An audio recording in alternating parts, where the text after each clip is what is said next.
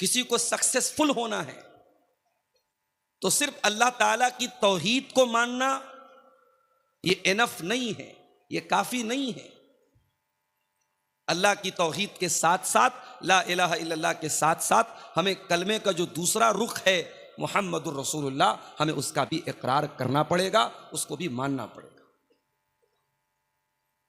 और जिस दिन हम जबान से ये कह देते हैं कि अशहदु अन्ना मुहम्मदुर रसूलुल्लाह, तो हम साथ में ये इकरार भी कर लेते हैं कि अब हम अपनी मर्जी के मालिक नहीं हैं। जो मन में आया, जो दिल में आया वो कर लिया, जो जी में आया वो खा लिया, जिस चीज का दिल चाहा उसको देख लिया। नहीं, जब आपने अशहदु अन्ना मुहम्मदुर रसूलुल्लाह कह दिया तो अब आपने अपने आप को लिमिटेड कर लिया, आपने इकरार कर लिया कि अब आप जनाब मुहम्मदुर रसूलुल्लाह सल्लल्लाहु अलैहि वसल्लम के लाए हुए दीन और लाई हुई शरीयत को फॉलो करने वाले हैं, उसके मानने वाले हैं। अब आप उस शरीयत के खिलाफ नहीं जाएंगे, उसकी मुखालफत नहीं करेंगे। इसलिए कि अल्लाह के आखिरी नबी अपनी मर्जी से, अपनी ख्वाहिश नफ्स से कुछ नहीं बोलते थे। यहां तक कि अल्लाह के नबी अगर गुस्से में भी कोई बात बोलते थे तो उस बात में भी अल्लाह का कोई हुक्म होता था, आप अपनी मर्जी से नहीं बोलते थे। वमा यंतिकु अनिल हवा इन हुवा इल्ला वह्युन यूहा। ओ लोगों, मेरा नबी अपनी मर्जी से, अपनी जबान से कुछ नहीं निकालता। उनकी जुबान से निकलने वाला हर लफ्ज हक होता है, हर बात सच्ची होती है। वो अल्लाह का पैगाम अपनी जबान से निकालते हैं। दुनिया में एक फिरका है जो कहता है कि साहब हम कुरान को मानते हैं, हदीस को नहीं मानते। क्यों? कहते हैं कुरान ऑथेंटिक है, हदीस ऑथेंटिक नहीं है। क्यों भाई? कहते हैं नबी के दौर में कुरान तो लिखा गया, हदीस लिखी नहीं गई। गलत है ये बात। नबी के दौर में कुरान भी लिखा गया, नबी के दौर में हदीस भी लिखी। हजरत अब्दुल्लाह बिन अम्र बिन आस कहते हैं, मैं अल्लाह के रसूल की हर बात को लिख लेता था। मुझे लोगों ने मना किया कि तुम हर बात को मत लिखा करो। अल्लाह के प्यारे नबी बशर हैं, इंसान हैं। हो सकता है कभी गुस्से की हालत में आपके मुंह से कोई नाजेबा बात निकल जाए, कोई ऐसी बात निकल जाए जो मुनासिब ना हो, इसलिए तुम नबी की हर बात को मत लिखा करो। हजरत अब्दुल्ला कहते हैं मैंने लिखना बंद कर दिया। फिर मैंने ये बात जनाब मुहम्मदुर रसूलुल्लाह सल्लल्लाहु अलैहि वसल्लम को बताई कि अल्लाह के नबी मैं आपकी हर बात को लिखता था, लोगों ने मुझे मना किया, अब मैं नहीं लिखता हूं। अल्लाह के प्यारे नबी ने क्या फरमाया? तिरमिजी की सही रिवायत है, आपने फरमाया उक्तुब वल्लज़ी नफ्सु मुहम्मदिन बियदिही मा यखरुजु मिन्हु इल्ला हक़्क़ुन। आपने फरमाया अब्दुल्ला, मेरी हर बात को तुम लिख लिया करो, उस अल्लाह की कसम जिसके हाथ में मोहम्मद की जान है। अय अब्दुल्ला, मोहम्मद की जबान से जो भी निकलता है वो बरहक होता है, वो सच होता है, वो सत्य होता है, वो अल्लाह की तरफ से होता है। मोहम्मद गुस्से में भी अपनी मर्जी से कुछ नहीं बोलते। ये मकाम है जनाब मोहम्मद रसूलुल्लाह। गुस्से में भी आप अपने मन से कुछ नहीं बोलते। जब आपने कलमा पढ़ा अशहदु अन्ना मुहम्मद रसूलुल्लाह, आपने इकरार कर लिया कि मैं उस नबी का मानने वाला हूं, उस नबी की लाई हुई शरीयत को मानने वाला हूं। इतना ही नहीं, जब आप ये कहते हैं कि हम मुसलमान हैं और जब आप ये कलमा पढ़ते हैं अशहदु अल्ला इलाहा इल्लल्लाह व अशहदु अन्ना मुहम्मदन अब्दुहु व रसूलुहु, जब आप ये कलमा पढ़ते हैं, ये कलमा पढ़ते ही आप इस बात की गवाही भी देते हैं कि मैं दुनिया में सबसे ज्यादा अगर किसी से मोहब्बत करता हूं तो अल्लाह से करता हूं और उसके रसूल से करता हूं। अल्लाह से बढ़ के कुछ नहीं, रसूल से बढ़ के कुछ नहीं। इस कलमे का एक मतलब यह भी है, दुनिया में बहुत सारी चीजों से हम मोहब्बत करते हैं, माल से मोहब्बत करते हैं, औलाद से मोहब्बत करते हैं, माँ बाप से हमें मोहब्बत होती है, भाई बहनों की मोहब्बत होती है, बीवी बच्चों की मोहब्बत होती है, कारोबार की मोहब्बत होती है, धन दौलत की मोहब्बत होती है, घर मकान की मोहब्बत होती है, मगर एक मोहब्बत ऐसी है जो इन सारी मोहब्बतों से बढ़ करके, वो कौन सी मोहब्बत है? आइए कुरान का 10वां पारा खोलते हैं। सूरह तौबा की आयत नंबर 24 में अल्लाह फरमाता है, कुल इनकान आबाउकुम व अबनाउकुम व इख्वानुकुम व अज़वाजुकुम व अशीरतुकुम व अमवालुन इक़्तरफ़्तुमूहा व तिजारतुन तख़शौन कसादहा व मसाकिन तरदौनहा। 8 चीजों का नाम लिया अल्लाह, और ये 8 चीजें वो हैं, दुनिया का कोई इंसान नहीं कह सकता कि इन 8 चीजों से मुझे मोहब्बत नहीं। कुल इनकान आबाउकुम, ऐ नबी आप फरमा दीजिए अगर तुम अपने बापों से मोहब्बत करते हो। कौन बेचारा है जो अपने बाप से मोहब्बत नहीं करता? हाँ, वही अपने बाप से मोहब्बत नहीं करेगा जिसके सीने में दिल नहीं पत्थर होगा। जिसके सीने में दिल होगा वो अपने बाप से नफरत नहीं कर सकता। एक बात बोलूं आपसे, जब मां बाप की बात आती है ना, तो आमतौर से मां की कुर्बानियों का नाम लिया जाता है। मां पेट में रखती है, मां जन्म देती है, मां दूध पिलाती है, मां गीले बिस्तर पे सो जाती है। मां की खूबियों को बयान करते करते बाप के एहसान कहीं पीछे छुप जाते हैं मेरे भाई। मां की का एहसान नजर आता है, बाप का एहसान नजर नहीं आता। तेरी मां ने अगर 9 महीने तुझे पेट में रखा है तो तेरी मां को सपोर्ट करने वाला, तेरी मां को खिलाने पिलाने वाला, तेरी मां की हर जरूरत का ख्याल रखने वाला तेरा बाप है। तूने अगर मां के दूध को पी करके तेरे जिस्म में जान आई है तो बाप की उंगली ने तुझे जिंदगी में चलना सिखाया है। मां के आंचल में अगर जमाने की धूप से तुझे नजात मिलती है तो बाप वो दीवार बन के हमेशा खड़ा रहता है हर मुसीबत में, हर मुश्किल में। मैंने देखा है बेटे पर मुसीबतें आती हैं, कितने बापों को मैंने देखा है जिंदगी भर की गाड़ी कमाई खर्च कर देते हैं अपने बेटे को बचाने के लिए। इसलिए मां के एहसान अपनी जगह हैं, बाप के एहसानात को कभी अंडर एस्टिमेट मत करना मेरे भाइयों, बाप के एहसान को कभी कमजोर मत समझना। कुल इनकान आबाउकुम, ऐ नबी आप कह दीजिए अगर अपने बाप से मोहब्बत करते हो, वो अबनाउकुम, और अगर अपनी औलाद से मोहब्बत करते हो। औलाद से कौन मोहब्बत नहीं करता? औलाद नाफरमान है, औलाद बदतमीज है, औलाद बात नहीं मानती है, औलाद गलत काम करती है, तब भी माँ बाप रातों में उठ के जब दुआ के लिए हाथ उठाते हैं ना तो उसी औलाद की भलाई के लिए हाथ उठाते हैं। ये अल्लाह ताला ने ये मोहब्बत दिल में डाली है। इस मोहब्बत पर इंसान का बस नहीं है, इस मोहब्बत पर इंसान का कंट्रोल नहीं है। हर बाप अपनी औलाद से मोहब्बत करता है, हर माँ अपनी औलाद से मोहब्बत करती है। हाँ, एक दिन ऐसा आएगा जब मां को अपने बच्चे की भी फिक्र नहीं होगी, और वो दिन कौन सा होगा? वो कयामत का दिन। अल्लाह ने फरमाया ना सूरह हज की शुरुआत की आयत में, या अय्युहन्नासुत्तकू रब्बकुम इन्न ज़ल्ज़लतस्साअति शैउन अज़ीम यौम तरौनहा तज़हलु कुल्लु मुर्ज़ियतिन अम्मा अर्ज़अत व तदौ कुल्लु ज़ाति हमलिन हमलहा। कयामत के दिन दूध पिलाने वाली मां, दुनिया में यह पॉसिबल नहीं है। मां अपने दूध पीते बच्चे को कभी नहीं छोड़ सकती। गाजा में बम बरस रहा है, बारूद बरस रहा है, लेकिन मां अपने बच्चे को छोड़ के नहीं भागती है। अपने बच्चे को अपने आंचल में, अपनी गोद में लिए लिए मां मर जाती है मगर बच्चे को नहीं छोड़ती। कुल इनकान आबाउकुम, ऐ नबी आप कह दीजिए अगर अपने बाप से मोहब्बत करते हो, वह अबनाउकुम, अपने बेटों से मोहब्बत करते हो, वह इख्वानुकुम, और अपने भाई से मोहब्बत करते हो। भाई भाई के कहते हैं ना, भाई भाई के जिसमें एक माँ बाप का खून दौड़ता है। पड़ोसी पड़ोसी से झगड़ा कर रहा है, हमसे कोई मतलब नहीं होता।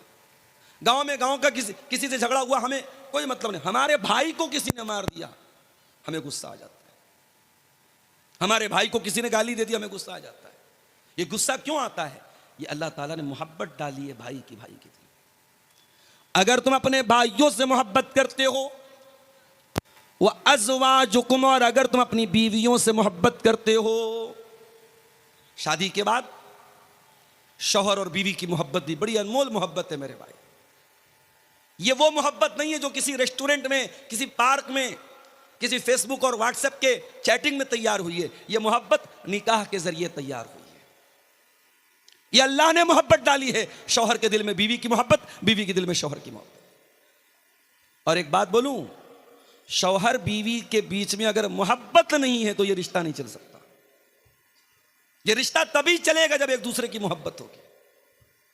अगर मोहब्बत नहीं है तो मशीन की तरह यह रिश्ता चलेगा। शौहर आएगा, अपनी जरूरत पूरी करेगा, बीवी अपना हक अदा करेगी, बस काम खत्म। दिल का दिल से कोई कनेक्शन नहीं होगा जब तक दिल में मोहब्बत ना हो एक दूसरे की। बड़ा प्यारा रिश्ता है मियां बीवी का रिश्ता। जानते हो, इस रिश्ते को अल्लाह ने लिबास कहा है।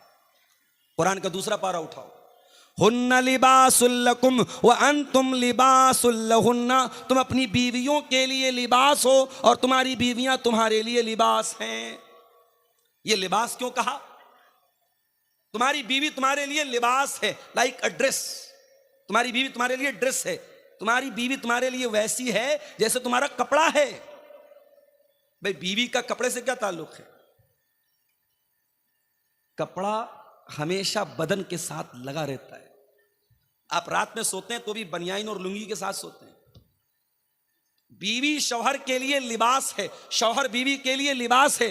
दोनों एक दूसरे के साथ अटैच्ड हैं, एक दूसरे से संबंधित हैं, एक दूसरे से बंधे हुए हैं। दोनों अलग नहीं हो सकते। मैं अभी तकरीर करने के पहले कपड़ा चेंज करना था। मैंने डॉक्टर साहब से कहा थोड़ा कोई कमरा दे दीजिए, मैं कपड़ा चेंज करूं। आदमी भी कपड़ा चेंज करता है तो अकेले में चेंज करता है, और औरत तो करती है।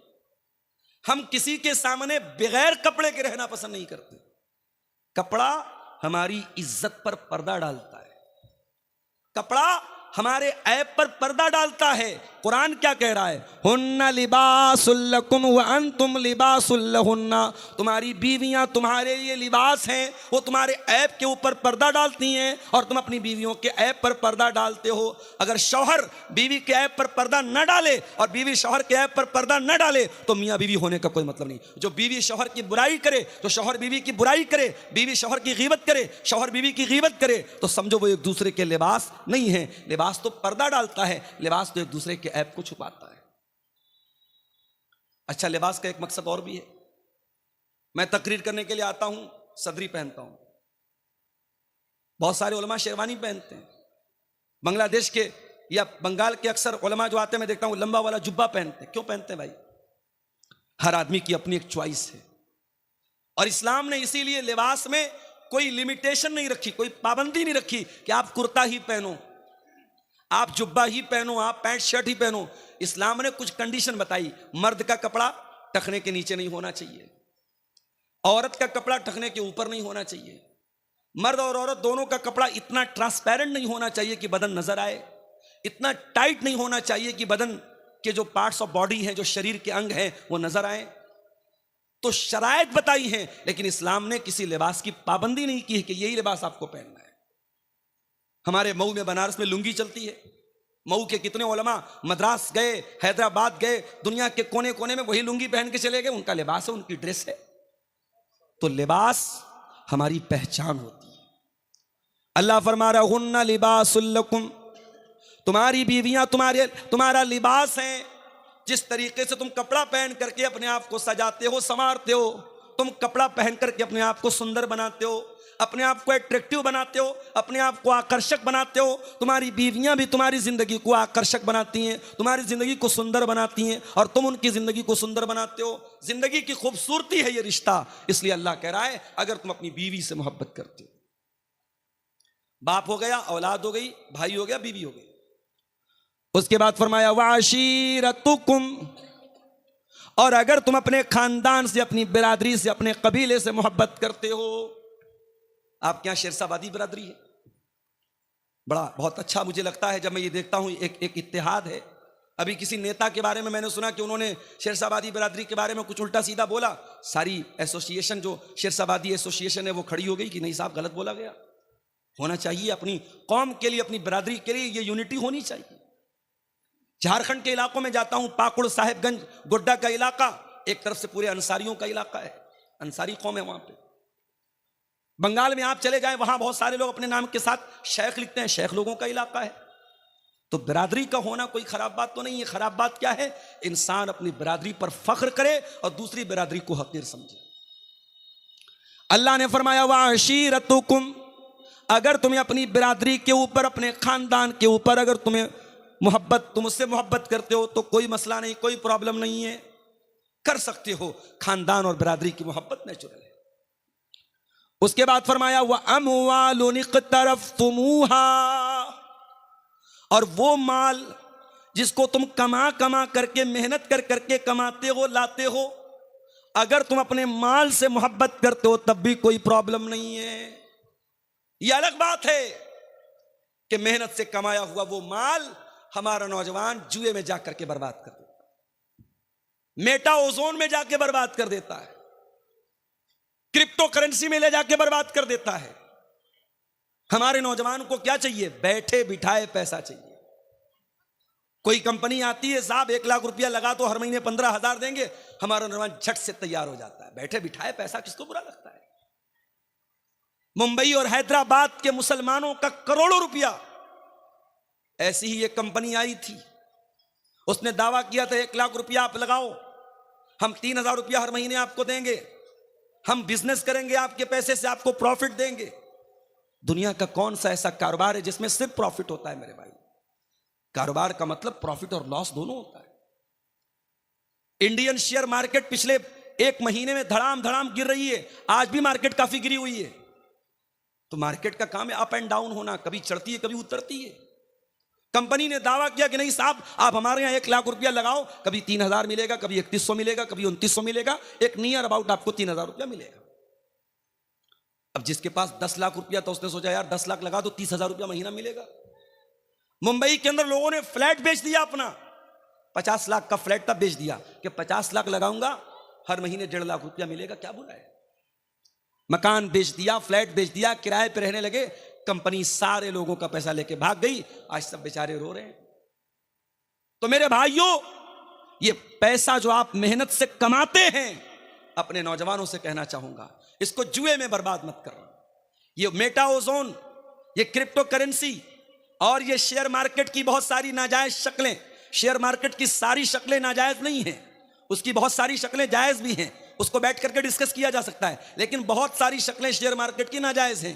तो शेयर मार्केट हो गई, क्रिप्टो मार्केट हो गई, इसी तरीके से आजकल ये जो है कमोडिटी मार्केट चल रही है, सोने और चांदी का कारोबार हो रहा है। इन तमाम चीजों में जो एक ये गारंटीड मुनाफा है, और ये है कि साहब हम पैसा लगा के करोड़पति बन जाएंगे, 100 रुपया लगा के 1000 कमा लेंगे, ये जुआ है, इसमें अपने पैसे को बर्बाद मत करो मेरे।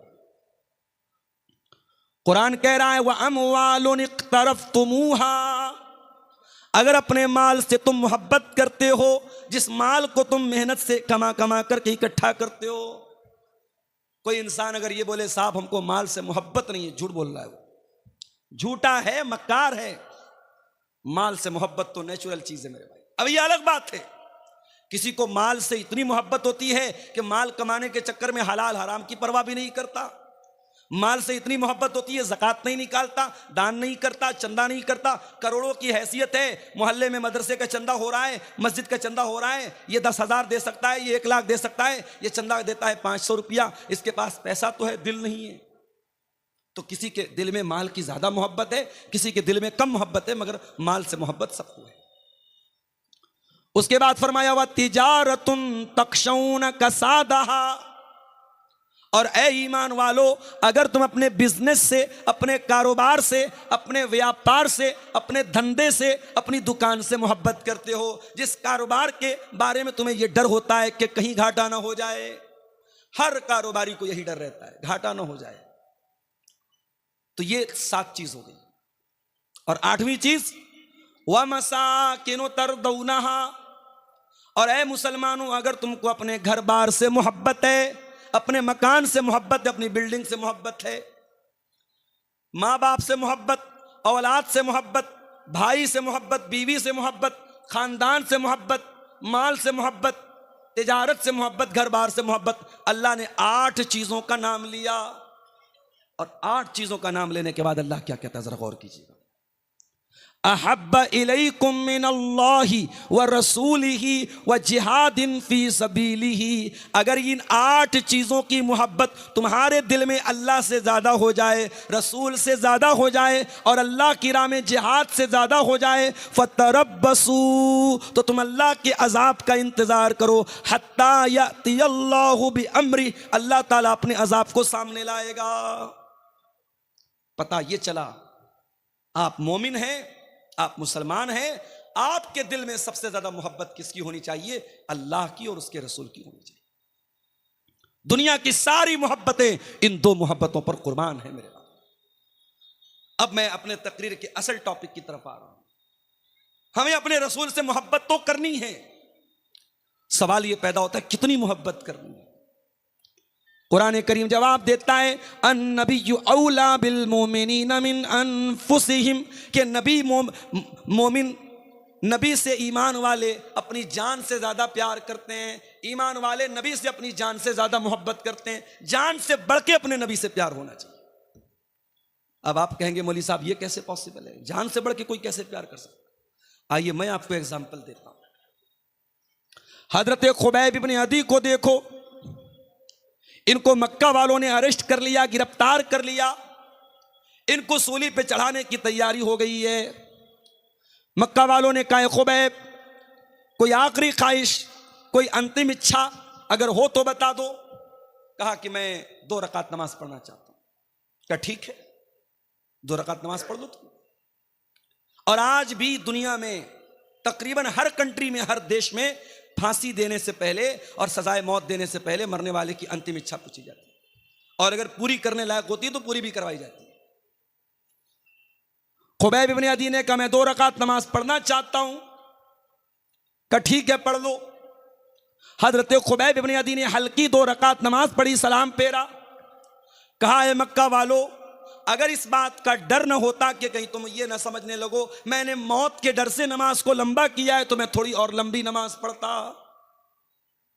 कहा है खुबैब एक बात बताओ, क्या तुम ये तसव्वुर कर सकते हो कि हम तुम्हें छोड़ दें और तुम्हारी जगह तुम्हारे नबी को सूली चढ़ा दें? नौजुबिल्लाह। अगर तुम ऐसी बात अपने मुंह से निकाल दो कि ऐ लोगों मुझे छोड़ करके मेरे नबी को सूली पर चढ़ा दो, तो ऐ खुबैब हम गौर कर सकते हैं, हम विचार कर सकते हैं कि तुम्हें छोड़ दें। मेरे प्यारे साथियों, खुबैब इब्न अदी को मालूम है थोड़ी देर में मुझे सूली पे चढ़ा दिया जाएगा, मेरी तिक्का बोटी कर दी जाएगी, मेरे बदन के टुकड़े टुकड़े कर दिए जाएंगे। ऐसे मौके पर खुबैब को ऑफर दिया जा रहा है, तुझे कुछ नहीं करना है, बस जबान से ये कहना है मेरी जगह मेरे नबी होते तो हम तुम्हें छोड़ सकते हैं, तो तुम बताओ तुम्हारी क्या राय है? खुबैब बिन अदी कहते हैं कि ऐ जालिमों, तुम मेरी जगह मेरे नबी को सूली पे चढ़ाने की बात करते हो, मैं तो ये भी गवारा नहीं करूंगा कि मेरी जान बच जाए और मेरे नबी के पांव में कांटा भी चुभोया जाए। तुम मेरी जगह मेरे नबी को सूली पे चढ़ाने की बात कर रहे हो? अरे ये तो बहुत दूर की बात है। खुबैब तो ये भी गवारा न करेगा कि खुबैब की जान को बख्श दिया जाए, खुबैब को रिहा कर दिया जाए और बदले में खुबैब के नबी के पांव में कांटा चुभोया जाए। अल्लाह अकबर। ये थी मोहब्बत, ये थी मोहब्बत। अन्नबिय्यु औला बिल मोमिनीन मिन अनफुसिहिम, ईमान वाले अपने नबी से अपनी जान से ज्यादा प्यार करते हैं। हजरत बिलाल को देखो मेरे भाइयों, नौजवान भाइयों, अपनी स्मार्टनेस पर, अपनी खूबसूरती पर, अपने हैंडसम होने पर, अपने गोरे गोरे रंग पर नाज करने वाले भाइयों और बहनों, अल्लाह ने अगर आपको खूबसूरत बनाया है, बहुत अल्लाह का शुक्र अदा करो, मगर याद रखो खूबसूरती ये अल्लाह के यहां कोई काम आने वाली चीज नहीं है। अल्लाह के यहां आपकी शक्ल सूरत ये मैटर नहीं करती है। अल्लाह के यहां आपका अमल मैटर करता है, आपका कैरेक्टर मैटर करता है, आपका अकीदा मैटर करता है। बड़े स्मार्ट है, बड़े हैंडसम है, दुनिया में कोई देखता है बड़ी तारीफ करता है, यार ये बंदा बड़ा खूबसूरत लगता है, ये लड़की बड़ी खूबसूरत है, दुनिया वालों के कॉम्प्लीमेंट हासिल करने के लिए, दुनिया वालों की तारीफ हासिल करने के लिए, अपने गोरे गोरे रंग पर नाश करने वालों, अपनी गोरी चमड़ी पर नाश करने वालों, बिलाल कोई गोरा तो न था, बिलाल कोई हैंडसम तो न था, बिलाल कोई स्मार्ट तो न था, बिलाल का रंग काला था। बिलाल हबशा के गुलाम थे। उनका मालिक उमैया बिन खल्फ उनको अरब की तपती हुई रेत पर लिटाता था और कहता था, ए बिलाल, हम तुम्हें छोड़ देंगे, बस एक बार तुम ये कह दो, इस्लाम का इनकार कर दो और मोहम्मद के दीन का इनकार कर दो और हमारे 360 बुतों की इबादत का इकरार कर लो, ए बिलाल, हम तुम्हें छोड़ देंगे। ए बिलाल, तेरे ईमान का क्या कहना, तेरी इस्तिकामत का क्या कहना, तेरे दिल में रसूल की मोहब्बत का क्या कहना। बिलाल उस तपती हुई रेत पर लेटे हुए हैं, सीने पर गर्म पत्थर रखा हुआ है, बिलाल की सीने की चर्बी अरब की तपती हुई रेत में पिघल रही है, मगर बिलाल की जबान से क्या निकलता है? अहद अहद अहद। नहीं नहीं, ऐ उमैया बिन खल्फ, तू कान खोल करके सुन ले, मैं एक अल्लाह की तौहीद पर ईमान ला चुका हूं, अब तौहीद से कॉम्प्रोमाइज करने वाला नहीं हूं, अब तौहीद से समझौता करने वाला नहीं हूं। तौहीद से बढ़ के कुछ नहीं है मेरे भाई। मिनिस्टर का ओहदा भी नहीं है, गांव का प्रधानी तो छोड़ दो, विधायक की विधायकी तो छोड़ दो, सांसद की सांसदी तो छोड़ दो, मिनिस्टर की मिनिस्ट्री और बादशाह की बादशाहत, ये तौहीद से बढ़ के नहीं है। उत्तर प्रदेश की एक लीडर के बारे में मैंने बोला और कटिहार के इन यूट्यूबर्स ने उसका फोटो लगा करके डाल दिया। हमारे कुछ साथियों ने हम पर एतराज कर दिया, आपको क्या हक पहुंचता है? हमारी कौम की एक लीडर है, एक लड़की है, बहुत अच्छी लड़की है, हमेशा दुपट्टा अपने सर पे रखती है और परंपरा के साथ रहती है, इज्जत के साथ रहती है। अगर वो किसी इबादत खाने में चली गई और उसने 2-4 उनकी इबादत में हिस्सा ले लिया तो आपको क्या अधिकार पहुंचता है कि आप तकरीर में उस पर एतराज करें? मैंने कहा, पहली बात तो मैंने नाम नहीं लिया था, मैंने नाम नहीं लिया था, ये यूट्यूबर्स की हरकत है।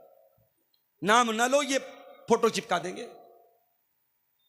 तकरीर कुछ रहेगी, ये उस पर थंबनेल लगाएंगे, मियाँ बीवी शादी के बाद कैसे मिले, एक गंदी सी तस्वीर लगा देंगे और मियाँ बीवी कैसे मिले। अब हमारा नौजवान उत्सुकतावश और उसमें ये देखने के लिए कि मौलाना ने क्या बयान किया है, जब उसको सुनेगा तो कहेगा खोदा पहाड़ निकली चुहिया। ये हमारे यूट्यूबर्स की हरकत है, इनको व्यू हासिल करना है, कुछ भी थंबनेल लगा देंगे, कुछ भी उस पर लगा देंगे। एक जगह तकरीर मेरी हो रही थी, गर्मी का मौसम था, मैं पसीने पसीने था, एक आदमी मेरे पीछे से आया, वो मुझे पंखा करने लगा। लोगों ने बताया थोड़ा दिमाग का क्रैक है, वो आकर के पंखा करने लगा, बोला आप गर्मी से मर जाएंगे। मैंने कहा भाई मैं गर्मी से नहीं मरूंगा, तुम बैठ जाओ। अब एक यूट्यूबर ने उस पर थंबनेल लगाया, तकरीर में हुआ हंगामा, मौलाना भड़क गए। अरे भाई किस पर भड़का मैं? तो कुछ भी चल रहा है आजकल। मैंने तकरीर में सिर्फ इतना बयान किया, उत्तर प्रदेश की एक लीडर के बारे में, मैंने नाम भी नहीं लिया। मैंने कहा एक लीडर है, मुसलमान लीडर हैं, बड़ा उनकी तारीफ हो रही कि साहब बहुत अच्छे परिवार से उनका संबंध है और बहुत सारे वोटों से जीत करके वो आई हैं और पार्लियामेंट में हमारी नुमाइंदगी कर रही हैं। उनका एक वीडियो मैंने देखा कि एक इबादत खाने में, गैर मुस्लिमों के इबादत खाने में दाखिल हुई और उनकी इबादत में उनके जो धार्मिक क्रियाक्रम होता है उसमें शामिल हुई। मैंने कहा ये गलत है। एक सीधी सीधी बात सुन लो, अभी दिल्ली में ऑल इंडिया अहले हदीस कॉन्फ्रेंस हुई, मेरी तकरीर होने वाली थी वहां, बनारस से मेरी फ्लाइट थी, मैं नहीं जा सका। उस कॉन्फ्रेंस में मेरी तकरीर का जो टॉपिक था वो क्या था? इस्लाम और मजहबी रवादारी, इस्लाम एंड रिलीजियस टॉलरेंस। इस्लाम दूसरे के मजहब के बारे में हमें अपने अंदर बर्दाश्त का मादा पैदा करने का हुक्म देता है, ये मेरा टॉपिक था। तो मैं उस तकरीर में जो बात बयान करने वाला था, जो मैंने नोट्स बनाए थे, उसमें एक बात मैंने ये भी लिखी थी कि रवादारी का मतलब, टॉलरेंस का मतलब ये नहीं है कि मैं आपके मजहब पर अमल करूं, आप मेरे मजहब पर अमल करें। नहीं, टॉलरेंस तो ये है आप अपने धर्म पर अमल करें, मैं अपने मजहब पर अमल करूं, ना मुझे आपके मजहब पर कोई एतराज हो, ना मैं आपके मजहब को कुछ बुरा भला कहूं और ना आप मेरे मजहब के साथ कोई छेड़छाड़। ये टॉलरेंस है। हमारे यहां टॉलरेंस का मतलब क्या समझ लिया कि साहब जब कोई गैर मुस्लिम कुरान पढ़ेगा तब टॉलरेंस है और जब कोई मुसलमान वेद गीता और रामायण पढ़ेगा तब टॉलरेंस है। नहीं मेरे भाई, मुसलमान अपनी नमाज पढ़े और गैर मुस्लिम अपनी पूजा पाठ करे, ईसाई अपने चर्च में जाकर के आराम से इबादत करे, सिख मजहब का मानने वाला अपने गुरुद्वारा में जाकर के अपनी पूजा करे, जैन मजहब का मानने वाला अपने एतबार से इबादत करे, और हमें किसी के इबादत करने पर और किसी के त्यौहार मनाने पर हमें कोई एतराज ना हो। ये टॉलरेंस है, ये रवादारी है, ये भाईचारा है और इस भाईचारे को हम भारत में फैलाना चाहते हैं और इसको बढ़ावा देना चाहते हैं। तो तौहीद से कोई कॉम्प्रोमाइज नहीं किया जाएगा। हजरत बिलाल ने तौहीद से कॉम्प्रोमाइज नहीं किया, तपती रेत पर लिटा दिया गया, मगर बिलाल ने तौहीद को नहीं छोड़ा। मेरे भाई, मेरे प्यारे साथियों, सबसे बढ़ करके अगर मोहब्बत करना है तो अल्लाह से करना है और रसूल से करना है।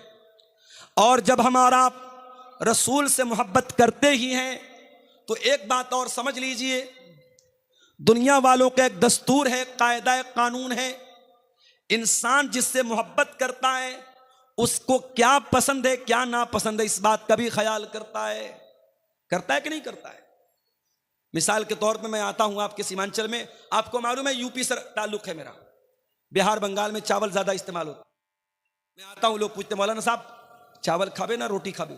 मैं कहता हूं दोनों खाबो, रोटी भी खाबो चावल भी खाबो। तो अब आप ये क्यों पूछते हैं अपने उलमा से कि आप क्या खाते? कि आपको ये लगता है कि भाई मौलाना है, हमारे मेहमान हैं, हमें इनकी पसंद और नापसंद का ख्याल करना चाहिए। अब हमें पसंद है मछली, हमें पसंद है मुर्गा, और आप ला के रख दे भंटे की और बैगन की सब्जी, को हमें थोड़ी पसंद आएगी। हम तो आप ला के रख देंगे, हम खा लेंगे, मगर हमें नागवार गुजरेगा। तो जब हम नबी का कलमा पढ़ते हैं और नबी से मोहब्बत करते हैं तो क्या हमें और आपको यह जानना नहीं चाहिए कि हमारे नबी को क्या पसंद था और क्या नापसंद था? आज की हमारी तकरीर का ये एक टॉपिक का किस्सा है कि नबी को क्या पसंद था और क्या नापसंद था। इस पर हम थोड़ी सी रोशनी डालेंगे। आइए हम हदीस की किताबों को उठाते हैं। अल्लाह के प्यारे नबी, जंगे ओहद का मैदान है, इस्लाम की दूसरी लड़ाई चल रही है, ओहद की लड़ाई। अल्लाह के प्यारे नबी अल्लाह की बारगाह में दुआएं कर रहे हैं और दुआ में अल्लाह के नबी कहते हैं अल्लाहुम्मा हब्बिब इलैनल ईमान, ऐ अल्लाह मेरे दिल में ईमान की मोहब्बत पैदा कर दे। वज़य्यिनहु फी क़ुलूबिना, और ऐ अल्लाह ईमान को मेरे दिल में मुज़य्यन कर दे, ईमान को सजा दे, ईमान को अट्रैक्टिव बना दे। पता ये चला कि नबी को ईमान से बहुत मोहब्बत थी। नबी को यह पसंद था कि लोग ईमान ले आए। सीमांचल वालों, मनसाही और कटिहार के लोगों, मैं आपसे सवाल करता हूं, आप ये बताइए कि ईमान किसको बोलते हैं? कितने लोग हैं उनसे सवाल करो, साहब ईमान किसको बोलते हैं? नहीं मालूम। चलिए आपको बता देता हूं ईमान किसको बोलते हैं। ईमान 6 चीजों को बोलते हैं। अंतुमिना बिल्लाही व मलाइकतिही व कुतुबिही व रुसुलिही वल यौमिल आखिरी वल क़द्रि खैरिही व शर्रिही। 6 चीजों को मानने का नाम ईमान है। अल्लाह को मानना, उसके फरिश्तों को मानना, उसके रसूलों को मानना, उसकी किताबों को मानना, क़यामत के दिन को मानना और तकदीर को मानना। इन 6 चीजों को माने बगैर कोई मोमिन नहीं हो सकता, कोई ईमान वाला नहीं हो सकता। और यह भी नोट कर लो, ईमान सिर्फ दिल की आस्था का नाम नहीं है।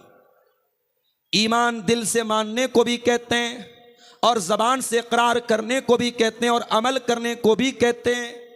अगर कोई जबान से इकरार करता है और दिल से सच नहीं मानता तब भी मोमिन नहीं है। कोई दिल से सच मानता है, जबान से इकरार नहीं करता है तब भी मोमिन नहीं है। और अगर कोई जबान से इकरार भी करता है, दिल से तस्दीक भी करता है और अमल नहीं करता है तो ईमान वाला तो है मगर कमजोर ईमान वाला है, क्योंकि अमल से ईमान घटता और बढ़ता है। ईमान घटता और बढ़ता है। जलसे में आप आए, तकरीर आपने सुनी, आपका ईमान बढ़ गया। घर गए, मोबाइल में देखने लगे, यूट्यूब पर कोई उल्टी सीधी चीजें आपके सामने नजर से गुजर गई, फेसबुक पर कोई चीज आप देखने लगे, अब दीन और ईमान का लेवल कमजोर होने लगा। ईमान का लेवल फ्लक्चुएट करता है, अप एंड डाउन होता है। इसीलिए अल्लाह कुरान में कहता है इन्नमल मुमिनून अल्लज़ीना इज़ा ज़ुकिरल्लाहु वजिलत क़ुलूबुहुम।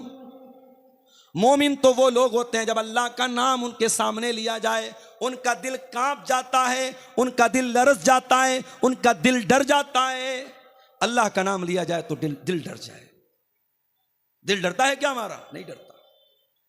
अरे हम लोग तो इतने सख्त दिल हो चुके हैं, अपने हाथों से अपने मुर्दों को कब्रिस्तान में दफनाते हैं और फिर भी हमारे दिल के ऊपर कोई असर नहीं पड़ता है।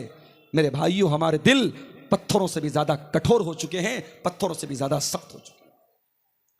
इन्नमल मुमिनून अल्लज़ीना इज़ा ज़ुकिरल्लाह, मोमिन तो वो लोग होते हैं जब अल्लाह का नाम लिया जाए, वजिलत कुलूबुहुम, तो उनके दिल कांपने लगते हैं, व इज़ा तुलियत अलैहिम आयातुहु, और जब अल्लाह ताला की आयतें उनके सामने पढ़ी जाएं, ज़ादतहुम ईमाना, उनका ईमान बढ़ जाता है, उनके ईमान का लेवल हाई हो जाता है, उनके ईमान की चार्जिंग बढ़ जाती है।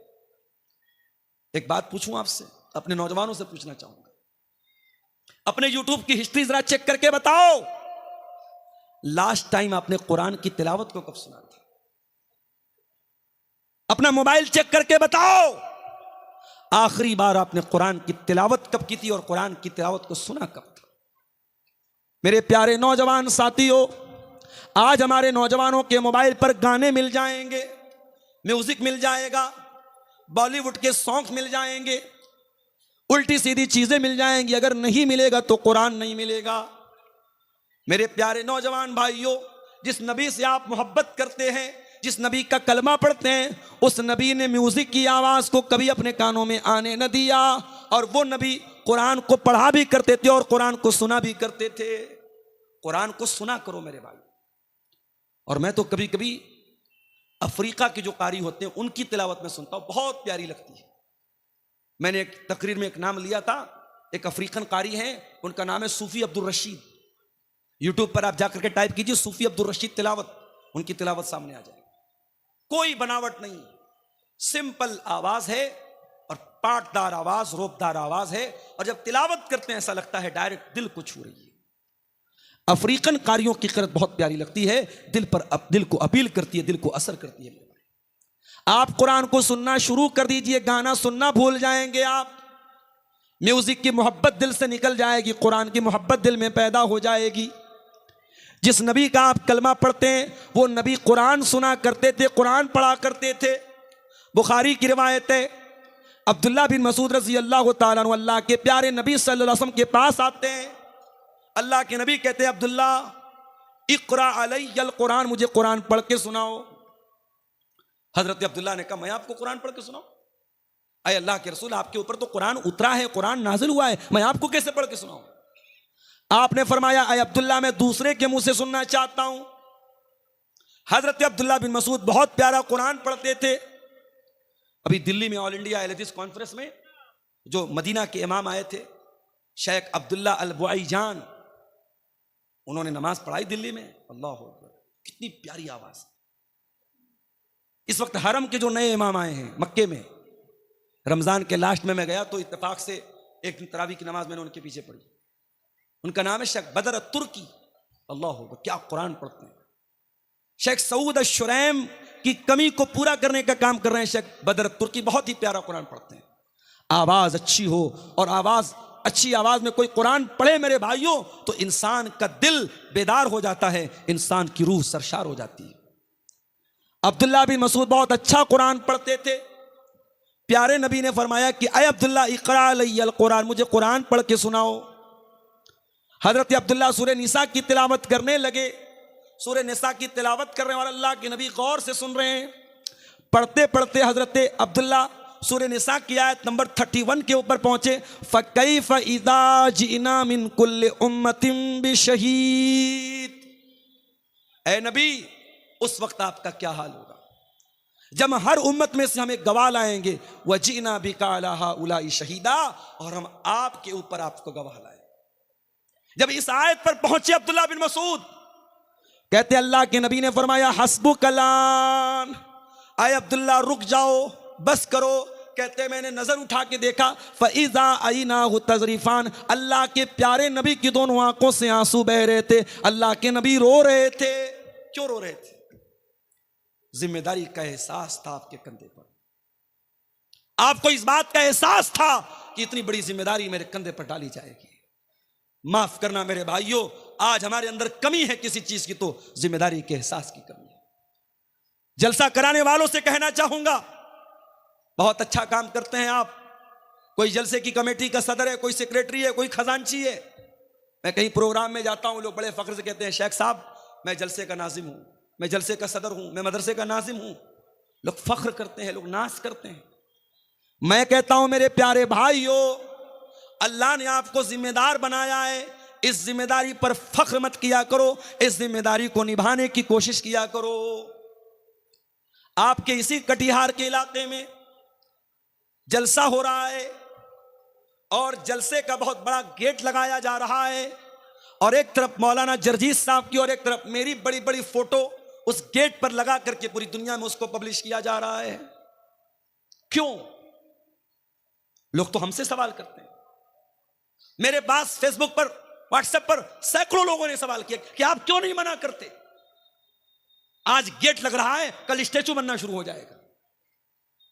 बुराइयां इसी तरीके से मेरे भाइयों, बुराइयां जब शुरू होती हैं ना, बहुत छोटी शक्ल में होती हैं, फिर वो धीरे धीरे अंडे देती हैं, बच्चे देती हैं।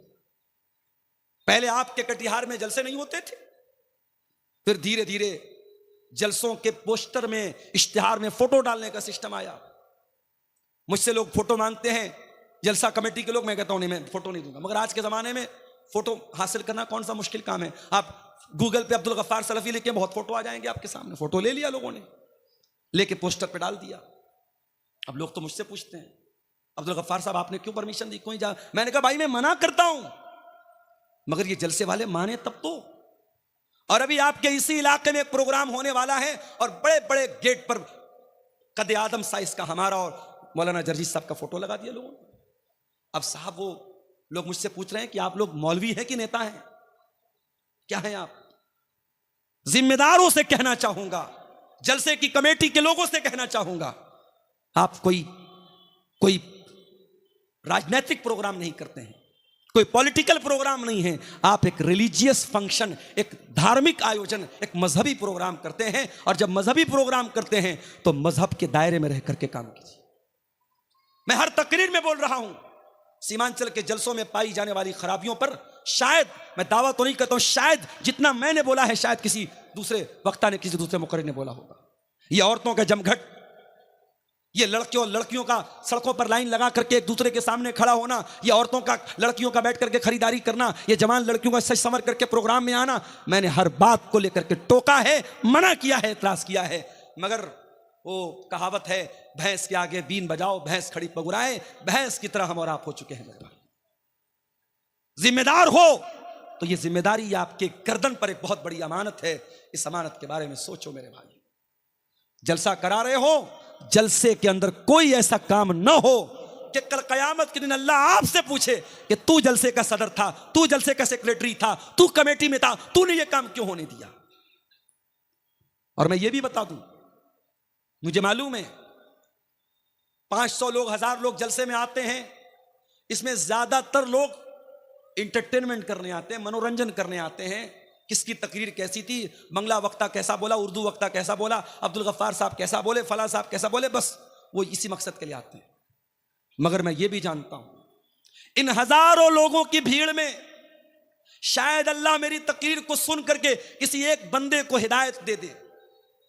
वल्लाह मैं नहीं जानता कि इस मैदान में मैं जो भी मेहनत कर रहा हूं, ये मेहनत अल्लाह के कबूल होगी कि नहीं। कल रात में उत्तर प्रदेश में सिद्धार्थ नगर में प्रोग्राम था, नेपाल बॉर्डर के करीब, बनारस से 300 किलोमीटर दूर। वहां मैं दोपहर में क्लास करता हूं, बाई कार वहां रात में 10 बजे पहुंचता हूं, रात में 1 बजे वहां से तकरीर करने के बाद उसी कार से बनारस वापस आता हूं, सुबह 7:30 बजे घर पहुंचता हूं, फिर बैग लेता हूं, मदरसे जाता हूं, मदरसे बच्चों को पढ़ाता हूं, फिर मदरसे से डायरेक्ट आपके बिहार के लिए निकल जाता हूं। मुझे पूरी रात बिस्तर नसीब नहीं हुआ मेरे पास। मैं ये नहीं कहता कि मैं बहुत कुर्बानी दे रहा हूं, लेकिन जो मेहनत हो रही है, हमें नहीं मालूम कि अल्लाह इसको कबूल करेगा। हम तो दुआ कर सकते हैं, उम्मीद कर सकते हैं मेरे भाई। मगर वल्लाह बता रहा हूं, जब कटिहार में, पूर्णिया में, अररिया में, किशनगंज में कहीं पर भी कोई नौजवान मिलता है और कहता है शेख साहब आपकी तकरीर सुनते सुनते मैं पहले नमाज नहीं पढ़ता था, अब नमाज पढ़ने लगा, पहले जुआ खेलता था, अब जुआ खेलना बंद कर दिया, पहले गलत लाइन में था, उस लाइन मैंने छोड़ दिया। ऐसा लगता है ऐ अल्लाह, ये रातों का जागना, ये आराम कुर्बान करना, ये लंबे लंबे सफर करना, ये अपनी जान को खतरे पे डालकर कोहरे के मौसम में इतने लंबे लंबे बाई रोड सफर करना, ऐ अल्लाह शायद ये सफर, ये मेहनत अगर किसी एक बेनमाजी के नमाजी बनने से और किसी एक गलत इंसान के सही राह पे आ जाने से अगर ये मेहनत तेरी बारगाह में कबूल हो जाए तो शायद इसी के बहाने हमारा बेड़ा पार हो जाए। मेरे प्यारे भाइयों, जिम्मेदारी बहुत बड़ी चीज है। अल्लाह के प्यारे नबी के सामने कुरान पढ़ा गया, आप रोने लगे, क्यों? क्योंकि क़यामत के दिन आपके सामने वो जो जिम्मेदारी होगी, उस जिम्मेदारी को याद करके अल्लाह के प्यारे नबी रोने लगे और आपकी आंखों से आंसू बहने लगे।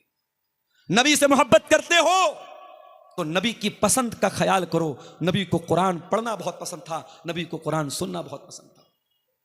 और आगे बढ़िए, अल्लाह के प्यारे नबी फरमाते हैं, हुब्बिब इलय्या मिन दुनियाकुम सलास, मुझे दुनिया में 3 चीजें बहुत पसंद हैं। अन्निसा, औरतें बहुत पसंद हैं।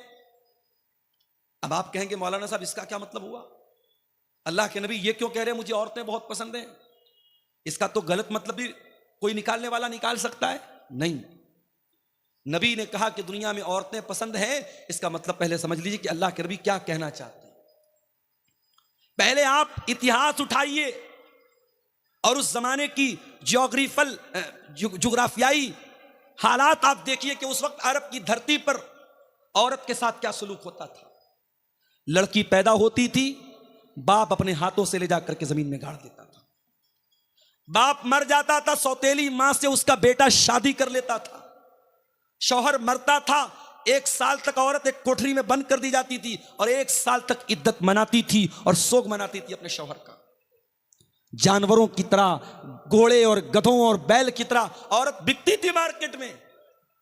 मेरे प्यारे साथियों, उस सोसाइटी के अंदर अगर महिलाओं को उनका स्थान किसी ने दिया है, महिलाओं को का अगर उनका सही मकाम दुनिया को किसी ने बताया है, तो वो जनाब मोहम्मद रसूलुल्लाह सल्लल्लाहु अलैहि वसल्लम में आपने औरत का मकाम बयान किया। आपने कहा औरत अगर बेटी है तो उसका ये मकाम है, औरत अगर माँ है तो उसका ये मकाम है, औरत अगर बहन है तो उसका ये मकाम है। नबी ने औरत की हर हैसियत को दुनिया के सामने बयान किया। इसलिए अल्लाह के नबी कह रहे हैं मुझे दुनिया में औरतों की मोहब्बत मेरे दिल में डाली गई है। औरत पर अत्याचार हो, औरत पर जुल्म हो, औरत को मारा जाए, औरत को पीटा जाए, ये मेरे नबी को पसंद नहीं है। दुनिया में बहुत सारे बड़े बड़े लोग आए। गांधी जी का नाम हमारे देश में बहुत बड़ा नाम है, गांधी जी को कहा जाता है साहब महात्मा गांधी। बहुत बड़े बड़े नाम आए। बड़े बड़े लोगों की एक पहचान ये होती है कि साहब वो ब्रह्मचारी होते हैं, औरत से दूर होते हैं, उनकी जिंदगी में बीवी बच्चे नहीं होते हैं। हमारे नबी ने हमको ये नहीं सिखाया। हमारे नबी ने शादी भी की, हमारे नबी के बच्चे भी पैदा हुए। तो अल्लाह के नबी कह रहे मुझे दुनिया में औरत बहुत पसंद है। अन्निसा वत्तीब, और दूसरी चीज जो मुझे बहुत ज्यादा पसंद है, खुशबू बहुत पसंद है। अल्लाह के नबी को खुशबू बहुत पसंद थी और इसीलिए कोई खुशबू अगर तोहफे में दे तो ले लेना चाहिए। खुशबू का तोहफा लौटाना नहीं चाहिए, खुशबू का तोहफा रिजेक्ट नहीं करना चाहिए। कोई तोहफे में खुशबू दे तो ले लेना चाहिए। उसके बाद तीसरी चीज क्या है? जो इलत कुर्रतु ऐनी फिस सलाह, नमाज मेरी आंखों की ठंडक है। नमाज मेरी आंखों की ठंडक है। अब जरा सीने पर हाथ रखो, दिल पर हाथ रखो और बताओ, कल फजर, ज़ोहर, असर, मगरिब, इशा 4 टाइम की नमाज में से आपने कितने टाइम की नमाज पढ़ी है? आप दिल पर हाथ रख के बताओ। अगर आपको यह लगता है कि नहीं मौलवी साहब मैं बहुत बड़ा कारोबारी हूं, मैं बहुत बड़ा बिजनेसमैन हूं, बहुत बड़ा व्यापारी हूं, मुझे नमाज पढ़ने का टाइम नहीं मिल रहा था, तो माफ करना मेरे भाई, आपके कारोबार से बढ़ करके नमाज है, नमाज से बढ़ करके आपका कारोबार नहीं है। अल्लाह ताला कुरान करीम में कहता है मेरे मुत्तकी बंदे वो हैं, मेरे परहेजगार बंदे वो हैं, रिजालुल्ला तुलहीहिम तिजारतुन वला बैउन अन ज़िक्रिल्लाह। मेरे मुत्तकी बंदे वो हैं, उनका कारोबार, उनका लेन देन उनको नमाज से गाफिल नहीं करता है। वो नमाज अपने टाइम पर पढ़ते हैं, कारोबार के बावजूद, लेन देन के बावजूद वो नमाज के मामले में कभी कोई लापरवाही नहीं करते हैं। यखाफून यौमन ततक़ल्लबु फ़ीहिल क़ुलूब वल अबसार, उनके दिल में अल्लाह का डर होता है, उनके दिल में क़यामत के दिन का डर होता है। क़यामत के दिन पहला सवाल यह नहीं होगा कि आप कितना पैसा कमाते थे, आपके बच्चे कितने थे, आपकी बीवी कैसी थी, आपका परिवार कैसा था। दुनिया का पहला सवाल क़यामत के दिन क्या होगा?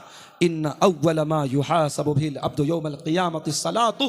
बंदे से पहला सवाल नमाज के बारे में। नमाज के बगैर जन्नती जन्नत में नहीं जाएगा, और बेनमाजी इसी बेनमाजी होने की वजह से जहन्नम में जाएगा।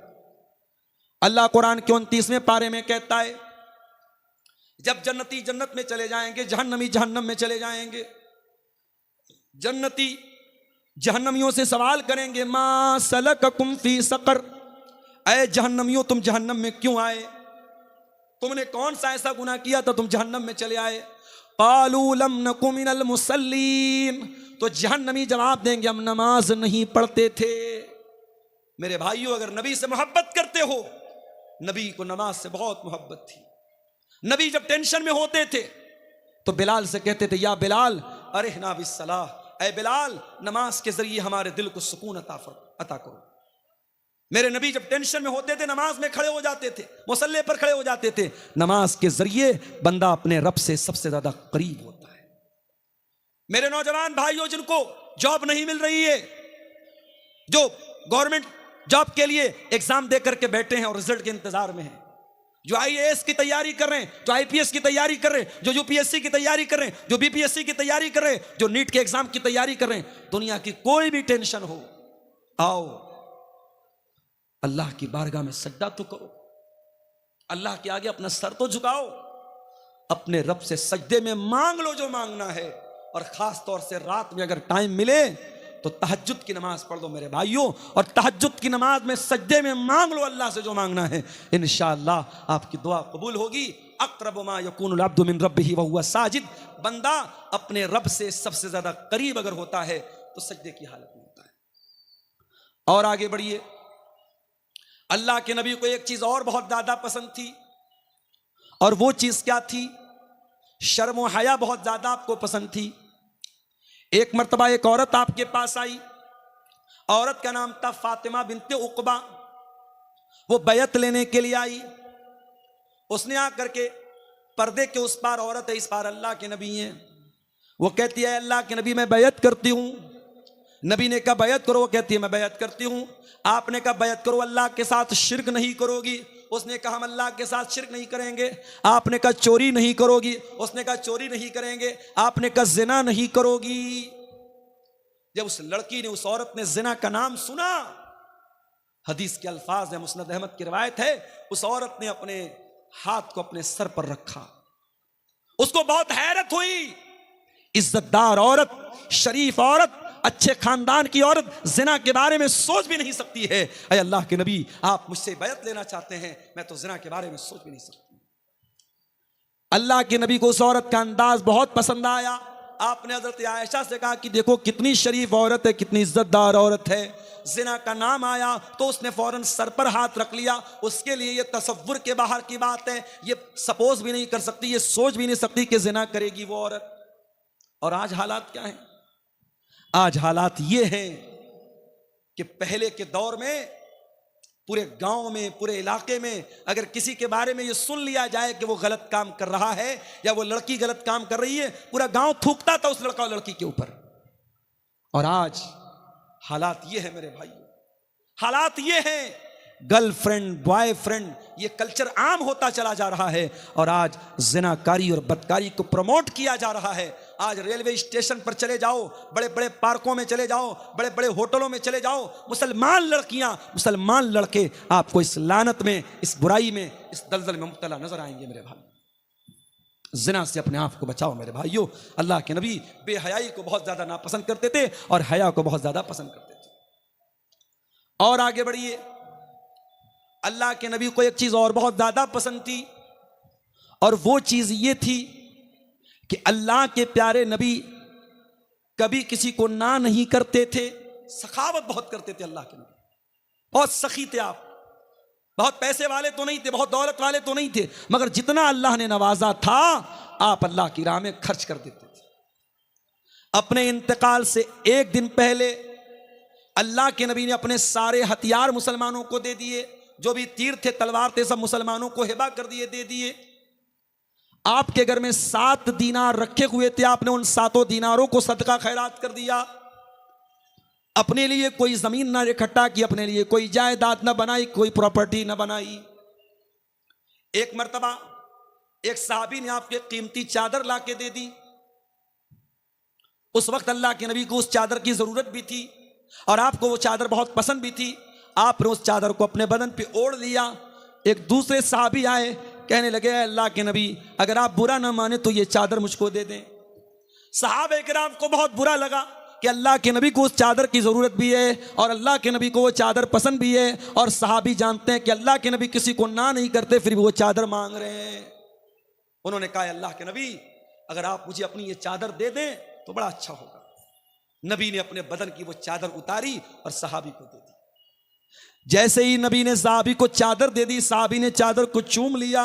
कहा अल्लाह के नबी, मैं ये चादर ओढ़ने के लिए नहीं मांग रहा था, मैं ये चादर पहनने के लिए नहीं मांग रहा था। चूंकि ये चादर आपने ओढ़ी है, आपकी बॉडी से ये चादर टच हुई है, आपके बदन पर ये चादर ओढ़ी गई है, मैं चाहता हूं कि जब मैं इंतकाल कर जाऊं, जब मैं दुनिया से चला जाऊं, मेरे कफन में इस चादर को इस्तेमाल किया जाए, मेरे कफन में इस चादर को यूज किया जाए।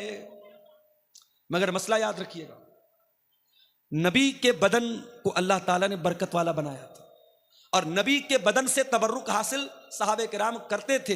अब किसी ऐरे गहरे नत्थु खैरे आज के दौर के किसी आलिम, किसी इमाम, किसी पीर, किसी बुजुर्ग को यह अधिकार नहीं है कि उसके बदन को लोग बरकत वाला समझें और उसके बदन का उतरा हुआ कपड़ा उसको लोग बरकत वाला समझ के पहने। इसकी इजाजत नहीं है। यह चीज नबी के साथ खास थी, सहाबा के साथ खास थी। सहाबा नबी के बदन को बरकत वाला समझते थे और नबी ने उनको मना भी नहीं किया। बाद में किसी के इंसान के लिए इसकी परमिशन नहीं दी गई। तो नबी को कंजूस लोग पसंद नहीं थे। एक साहबी अल्लाह के नबी के पास आए, बहुत मैला कुचैला कपड़ा पहने हुए थे, बड़ा फटा पुराना कपड़ा पहने हुए थे। आपने पूछा अलका मिन माल, क्या तेरे पास मालो दौलत है, पैसा है, रुपया है? कहा अल्लाह के नबी बहुत पैसा है, इतने ऊंट है, इतने गाय, इतने बैल, इतने बकरियां हैं। आपने फरमाया जब इतने पैसे वाला तू है तो ये फटा पुराना कपड़ा क्यों पहन के आया है?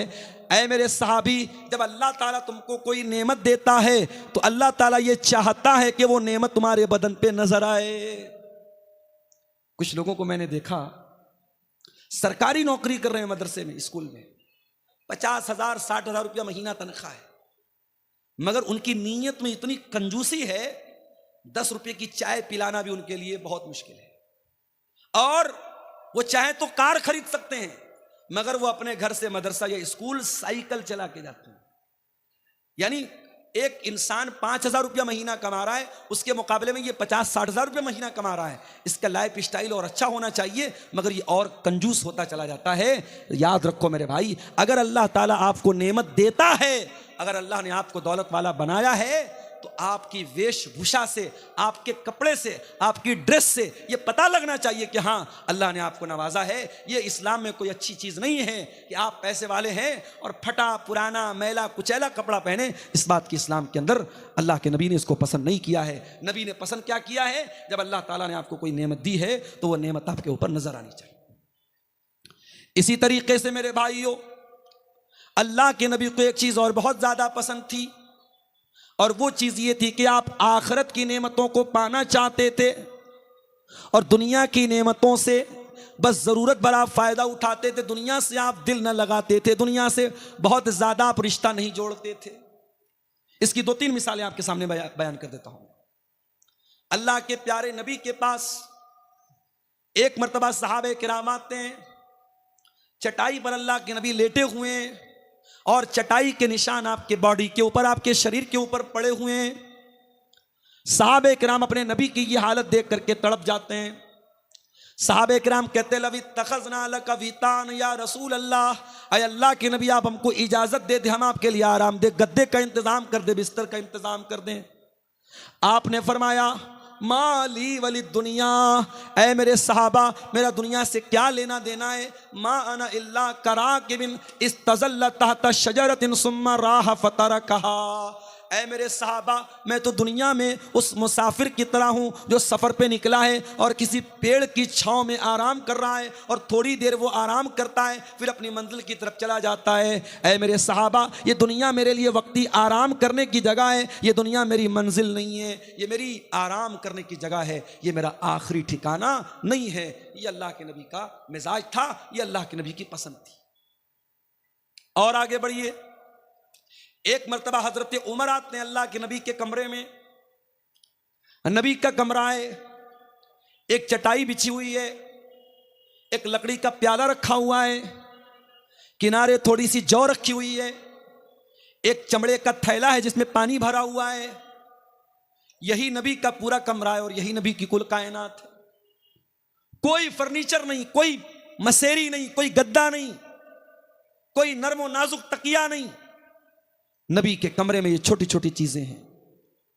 हजरत उमर फारूक की आंखों में आंसू आ जाते हैं, रोने लगते हैं और कहते हैं अल्लाह के नबी, कैसर और किसरा तो अपने अपने महलों में आराम से रहते हैं, आप तो अल्लाह के आखिरी नबी हैं, आप हम सबके चहेते हैं, हम सबके महबूब हैं और आप ऐसी ज़िंदगी गुजर कर रहे हैं। अरे अल्लाह के नबी, हम ऐसा होते हुए नहीं देख सकते, ये हमको ठीक नहीं लग रहा, ये हमको मुनासिब नहीं लग रहा।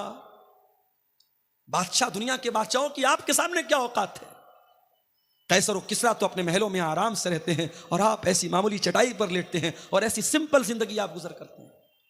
आपने फरमाया, ऐ उमर, अमा तरदा अन तकून लहुमुद दुनिया, ऐ उमर, क्या तुम ये नहीं चाहोगे कि कैसर और किसरा को दुनिया का ऐशो आराम मिल जाए, दुनिया की नेमतें मिल जाएं, वह तकून लना अल आखिरा, और तुम्हारे नबी को अल्लाह ताला आखिरत की नेमतों से नवाज दे।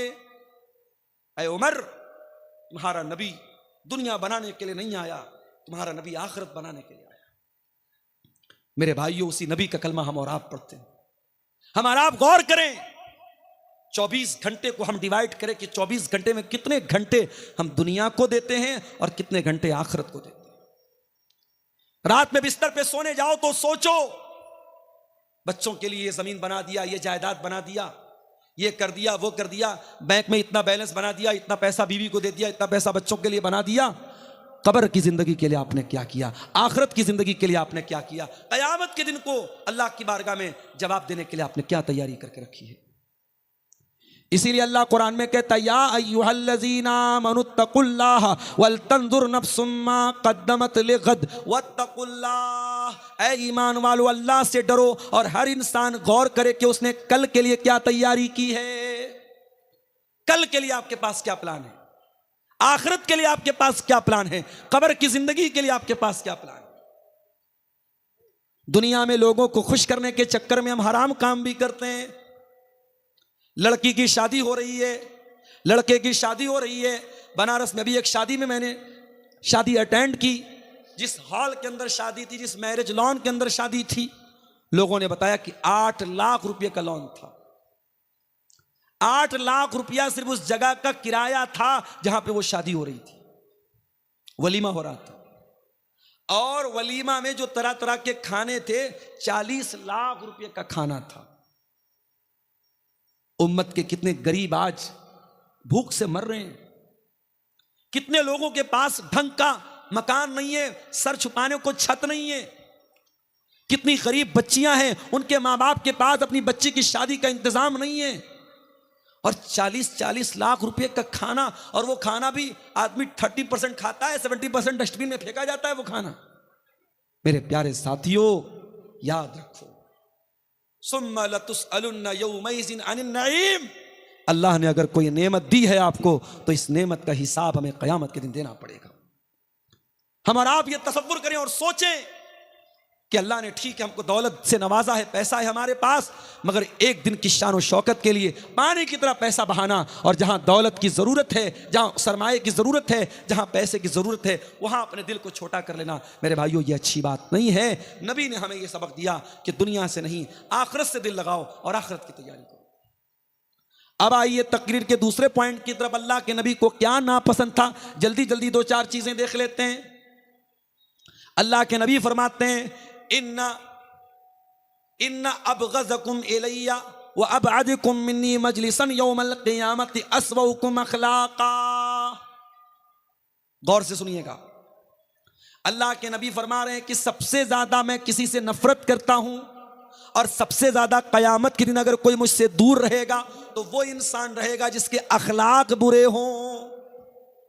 अपने अहले हदीस भाइयों को यह पैगाम देना चाहूंगा, अकीदे में एक नंबर हो, मनहज में एक नंबर हो, सुन्नतों पर अमल के मामले में एक नंबर हो, अखलाक में भी एक नंबर बन जाओ मेरे भाई। आज हम अखलाक में बहुत पीछे हैं। जब कोई हमसे मिलता है हमारा अकीदा बाद में देखता है, हमारा मनहज बाद में देखता है, हमारी नमाज का तरीका बाद में देखता है, हमारी विचारधारा को बाद में देखता है, हमारे नजरियात को बाद में देखता है। पहले वो हमारे अखलाक को देखता है, हमारे कैरेक्टर को देखता है, हमारी बोलचाल को देखता है, हमारे तौर तरीकों को देखता है। इसलिए पहले अपने कैरेक्टर और अखलाक को अच्छा बनाओ। अल्लाह के नबी कह रहे हैं जिसका अखलाक बुरा होगा कयामत के दिन वो सबसे ज्यादा मुझसे दूर रहेगा। नमाजी बन गए आप, माशाअल्लाह, चेहरे पर शरई दाढ़ी आ गई, माथे पर सज्जे का निशान आ गया, मगर जबान पर गाली है, बदतमीजी है, धोखाधड़ी है। बड़ी दाढ़ी होने के बावजूद और माथे पर सज्जे का निशान होने के बावजूद अगर आपका अखलाक गड़बड़ है तो कयामत के दिन मेरे प्यारे साथियों हमें और आपको पछताना पड़ जाएगा। अल्लाह के नबी फरमाते हैं मा मिन शैइन फिल मीज़ान अस्क़ल मिन हुस्निल खुलुक़। अल्लाह के मीज़ान अमल पर, अल्लाह के तराजू पर अगर सबसे भारी और सबसे वजनदार अगर कोई चीज़ होगी तो वह इंसान के बेहतरीन अखलाक होंगे। अपने अखलाक को बेहतर बना लो, इंशाअल्लाह क़यामत के दिन आपकी नेकियों का पलड़ा भारी हो जाएगा और अल्लाह के मीज़ान अमल पर आप कामयाब हो जाओगे। नबी को एक और चीज बहुत ज्यादा नापसंद थी और वो चीज थी यकरहु तफ़हुश। अल्लाह के नबी बेहयाई की बातों को नापसंद करते थे। बेहयाई की बातें, गंदी बातें, अश्लील बातें, नबी अपनी जबान से कभी गाली नहीं निकालते थे मेरे भाई। कभी गाली के जवाब में भी आपने गाली नहीं दी। कभी कोई प्राइवेट टाइप की बात आई, कभी मियां बीवी के बीच के रिश्ते की बात आई तो नबी ने वहां पर भी बहुत ही हल्के अल्फाज इस्तेमाल किए। अपनी ज़बान को आपने आलूदा नहीं होने दिया। उस नबी के हम उम्मती हैं, हम और आप भी अपने आप को अश्लीलता से बचाएं, अपने आप को बेहयाई से बचाएं। आज हमारे नौजवानों का बहुत बड़ा मसला यही है मेरे भाइयों, चाहे वो नौजवान लड़के हो चाहे वो लड़कियां हो। आज हालात ये हैं 8-8, 9-9 साल के लड़के और लड़कियों को ये सोशल मीडिया, ये व्हाट्सएप, ये इंस्टाग्राम, ये फेसबुक, ये यूट्यूब हमारे नौजवानों को बेहया बना रहा है। और हमारी जो नई नस्ल तैयार हो रही है ये नई नस्ल बेहया बन रही है। ये वक्त के पहले बालिग हो रही है, ये टाइम के पहले एडल्ट हो रही है और ये हर एतबार से शर्म हया से दूर हो रही है। मेरे प्यारे साथियों, अल्लाह के नबी ने फरमाया अल हयाउ वल ईमानु कुरिना जमिया। हया और ईमान दोनों का रिश्ता चोली दामन का रिश्ता है, दोनों एक दूसरे के साथ जुड़े हुए हैं। जब हया निकलती है तो ईमान निकल जाता है, जब ईमान निकलता है तो हया निकल जाती है। इसलिए मेरे प्यारे साथियों हम हया वाले बने, हम शर्म वाले बने। एक आखिरी बात बयान करके बात खत्म करता हूं। अल्लाह के प्यारे नबी को एक चीज़ और बहुत ज़्यादा पसंद थी और वो ये चीज़ ये थी कि आपके ऊपर कसरत से दरूद पढ़ा जाए। अल्लाह के नबी के ऊपर दरूद पढ़ा जाए। फरिश्ता आता है और कहता है क्या अल्लाह के नबी, क्या आप इस बात को पसंद करेंगे कि कोई आपके ऊपर दरूद पढ़े और अल्लाह ताला दरूद पढ़ने वाले के ऊपर 10 रहमतें नाजिल करे? अल्लाह के नबी ने कहा कि हाँ, मैं ये बात पसंद करता हूं। नबी को ये बात पसंद है कि नबी का उम्मती नबी पर दरूद पढ़े। मेरे प्यारे साथियों, हम और आप अपने नबी पर कसरत से दरूद पढ़े। हमारे एक वो भाई हैं जो बिदती हैं, जो बिदत के काम करते हैं, उनके यहाँ गड़बड़ी ये आई कि उन्होंने दरूद के उल्टे सीधे तरीके निकाले, दरूद के उल्टे सीधे अल्फाज निकाले, अपने मनमाने तरीके उन्होंने दरूद के निकाले। और हमारे यहाँ गड़बड़ी ये आई कि हमें जो दरूद जितना पढ़ना चाहिए उतना दरूद हम नहीं पढ़ते। कम से कम हमारे प्यारे नबी सल्लल्लाहु अलैहि वसल्लम का नाम आए तो कम से कम सल्लल्लाहु अलैहि वसल्लम जरूर पढ़िए। और जब जुमा का दिन आए तो कसरत से मेरे प्यारे साथियों आप अल्लाह के नबी के ऊपर दरूद पढ़िए। नबी को अपने ऊपर दरूद पढ़ने वाला बहुत पसंद था। और अल्लाह के नबी ने फरमाया कि 5 टाइम की जब अजान होती है, अगर कोई इंसान अजान का जवाब देता है और अजान के बाद दुआ पढ़ता है, अल्लाहुम्मा रब्ब हाज़िहि दावति ताम्मा वस्सलातिल काइमा आति मुहम्मदनिल वसीलत वल फदीला वबअथहु मकामम महमूदन लज़ी वअदता, अगर ये दुआ पढ़ता है और अल्लाह के नबी सल्लल्लाहु अलैहि वसल्लम के ऊपर दरूद पढ़ता है, अल्लाह के नबी कहते हैं हल्लत लहू शफाअती, क़यामत के दिन उस इंसान को मेरी शफाअत नसीब होगी, मैं उस इंसान की शफाअत करूँगा।